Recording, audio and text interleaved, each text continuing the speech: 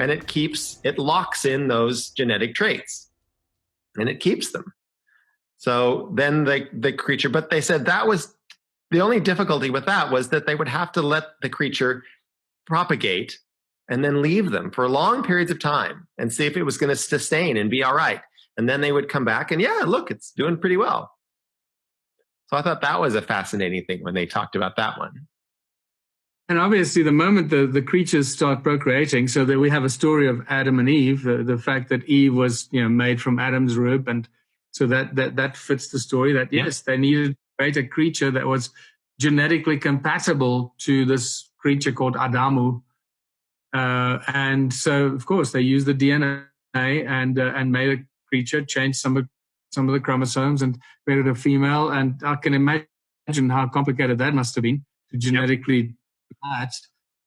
Yeah, so they said getting the timing of the cycles and rhythms of the creature correct to the cycles of the earth was difficult, and the menstruation process was key to this, so that the female could cleanse and renew herself.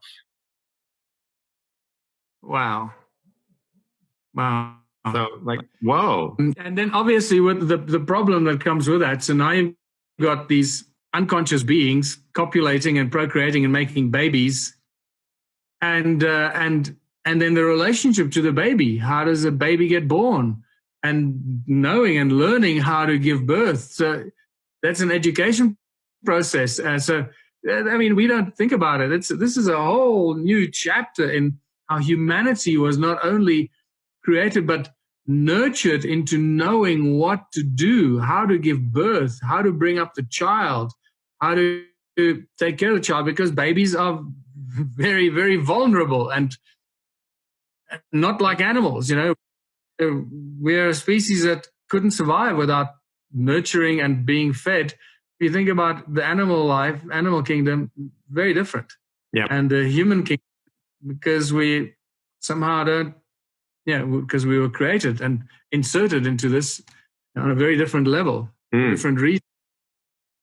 So then the other thing that I think was fascinating is lots of the times when we had people with us, they would ask DNA genetic modification questions. And if we have so much of the Anunnaki DNA, how do we activate that? How do we activate the other parts of our DNA? That seemed to be a theme that ran through a lot of different questions. So a couple of things that they said was that they removed the connection. It's like they turned off the DNA, but they just removed the connecting parts to the DNA so that the creature was bound to the earth. And they said it was critical that the creature be bound to this planet, to be bound to the earth.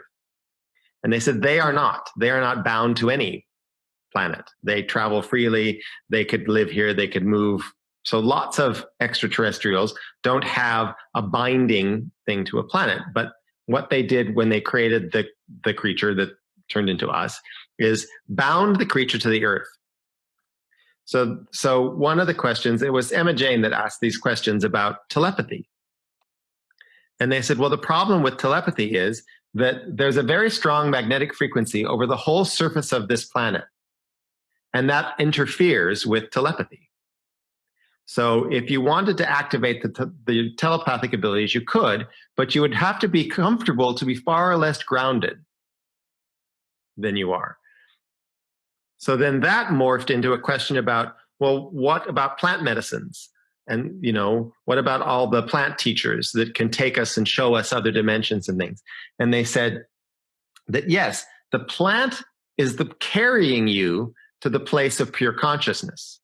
So the plant actually wraps you and contains you to get you to the place where telepathy and all those things can happen. But it's the plant that surrounds you and contains you, carrying you to a place of pure consciousness. Then they said to us, you need to be able to practice to do this on your own and feel safe. You feel safe when you're grounded and centered because of your connection to the earth. That feels good and whole to you.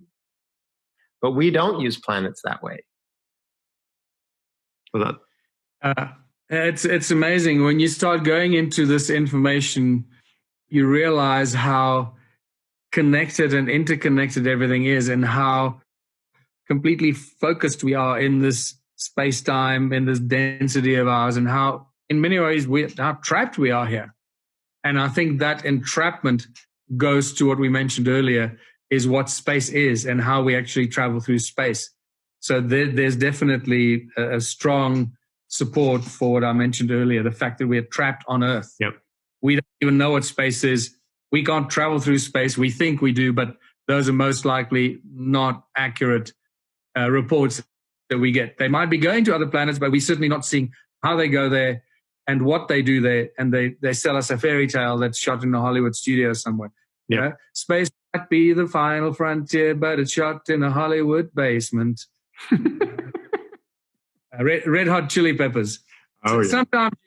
Sometimes you go to music and lines in songs that just like a wow. Yep. So that's a fun digression. We can have a couple of digressions. Do you remember when they, I don't remember where we were, and it was probably Imogen again, but someone asked about music. Oh, they asked the Anunnaki, yes, do you have music? I love that one. Yes, that is one of my favorite ones. And in fact, I just wrote about it yesterday.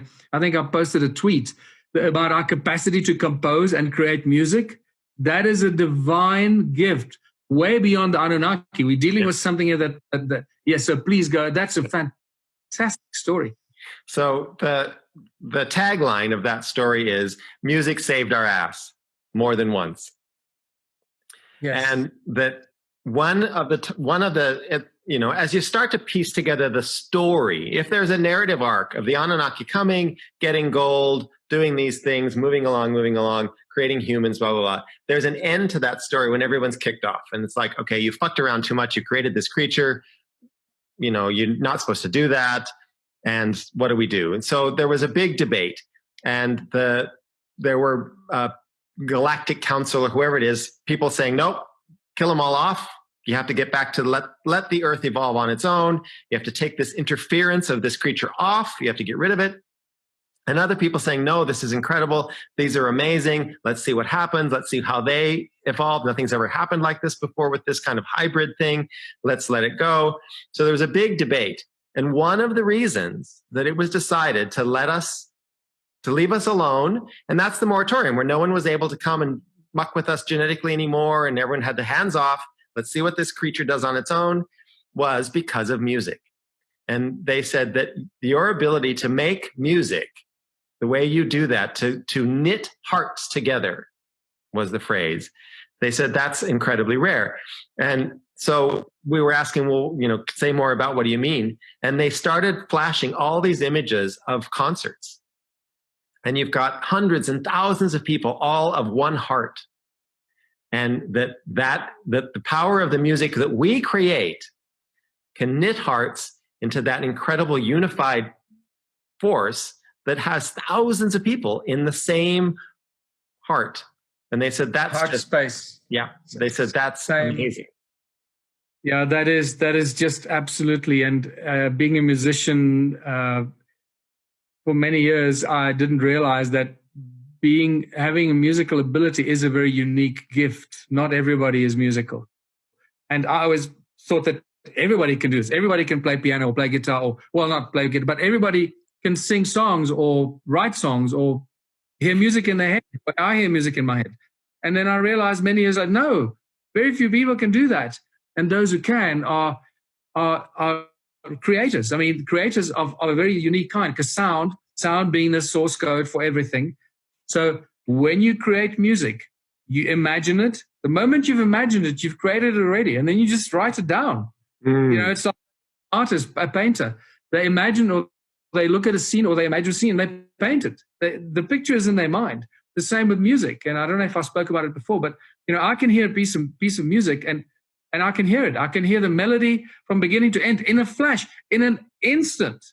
And I can think, okay, I hear a classical version of it, and I can hear a whole orchestra with all the classical instruments, from the violins and cellos and the oboes and clarinets and flutes and piccolos and trumpets and bassoons and French horns, and I can hear the orchestration. It's you can't teach this to somebody. This is my gift.